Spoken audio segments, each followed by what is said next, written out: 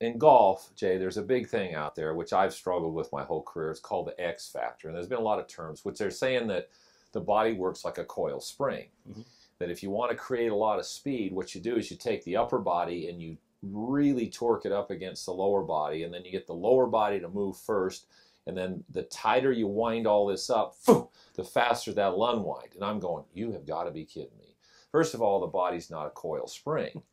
and second of all, that's not how a muscle reacts to tension, which comes back to, what do you really know about the body? They've buffaloed people into believing these concepts, and they've looked at some tour players, and they've said, okay, well, here's this guy who hits it a long ways, who doesn't turn his hips much, who turns his shoulders a lot, and then moves his hips a little, and then this comes flying around. And so that becomes the key to creating speed and distance. Well, my question to that would be, Jack Nicklaus was a decent player, and he hit it further than anybody, and his hips and shoulders almost turned the same amount. Mm-hmm. Okay, so why was he able to do that? I said, well, you know, he was Jack, and well, no. So the body really isn't a coil spring, and this whole X factor that is a huge part of our industry, stable lower body, torque, and then twist, and then create the more tension you can create, then the faster it's going to unwind, obviously is not how the body reacts to force nor creates speed. But that's a common accepted principle in what the golf industry is all about. Unbelievable. It's no wonder there's so many injuries. I mean, basically we have muscles that are supposed to work in a specific order.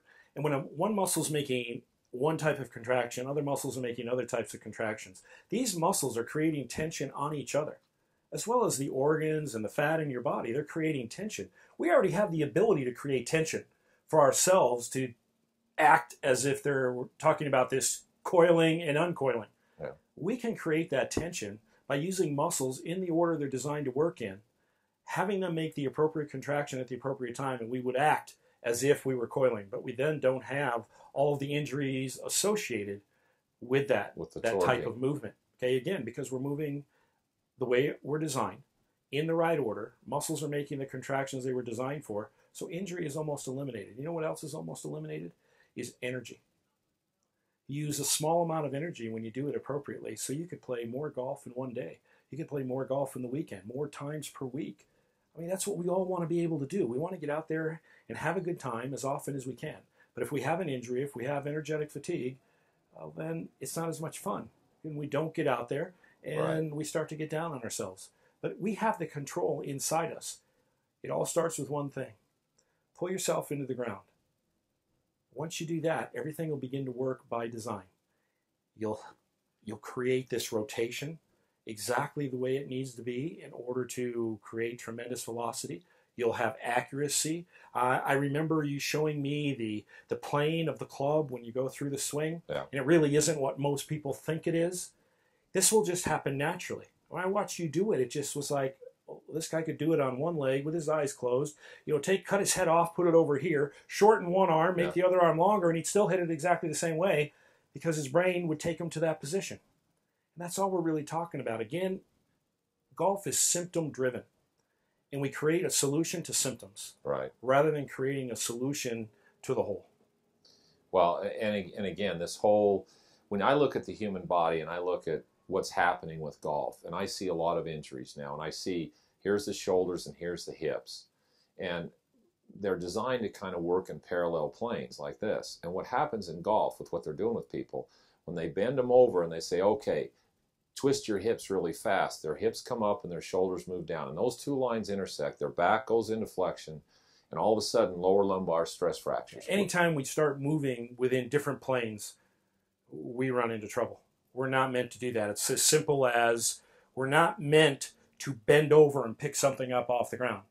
We're meant to squat down, grab it, and then stand up. But if we start moving between the planes, then we have trouble. And that's what you're talking about right there. And what's interesting, again, about a lot of our industry is they see a lot of these players that are doing that are creating a lot of speed, which now the speed that goes out, there's one coming in, so now where's that going? Well, it's going right in their lower backs. Mm-hmm.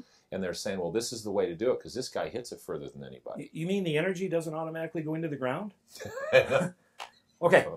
Yeah, you're right. That energy has to go somewhere. Right. And if we don't use it to move that club and impact that ball, it's going to be stuck in us somewhere, Right. wherever our weak link happens to be. When you say, with your background, that the basic concept of how that's supposed to move is pretty simple. Yes.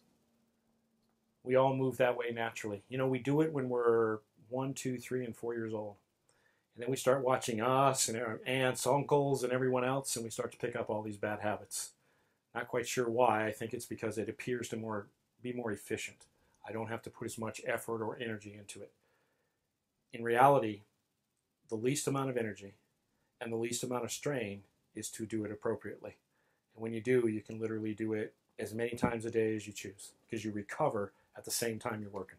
Well, another thing from the fitness industry perspective, if your body's doing that correctly, then the golf swing becomes a fitness activity, because it's basically enhancing the body's ability to move. If it's done correctly, Interesting concept. then it's benefiting you. So if we can get rather than just having it as a display of what you haven't done, right, it now becomes something that allows you to display it at an even higher level. See, that's beautiful. That's my point with this whole thing. The industry of golf has gone to now where golf is you have to be in shape to play. Well, most people aren't going to buy that concept. If you bring them in and you say, if you play golf this way, not only are you going to play better, but this becomes your fitness routine, because you're moving through planes of motion correctly, so that your body is actually getting better at moving. Yes. Muscles are able to maintain the velocity that was created without any compensatory action from what was originally started. And it just goes right on through to the end, through the follow-through. And then you're done, ready to move on. Seems too simple, doesn't it, It Mike? seems very simple. Yeah. That's interesting. But we all like to make things complicated sometimes, because it's a good way to make a living. You know? Well, yeah, that's there's a lot of people out there, well-intended that they are, taking concepts and reterming them, and I'm sure they do it in your industry too. Of course, it's done in everything. And so it's one of those things where we've got to make ourselves look like we know something more than someone else. Yeah. One of the first guys that I got involved with this, one of the things that I really liked about him is he says, Mike, this is not something I've come up with. Whoever designed that system figured it out. That's right. All we're doing is we're just reminding it of its design. So this isn't my deal. Couldn't say it better, Mike. It's right. It's yours. Work within the design. Right. We're designed to move very specific ways, and if we work within that, then we look beautiful at anything we do, and we're successful at anything we do.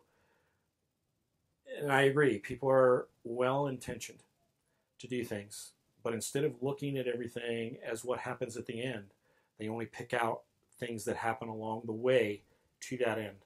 In turn, they change every step from there on to the end. All we have to do, and what we're talking about doing, is look at it from the entry position. How do you begin this?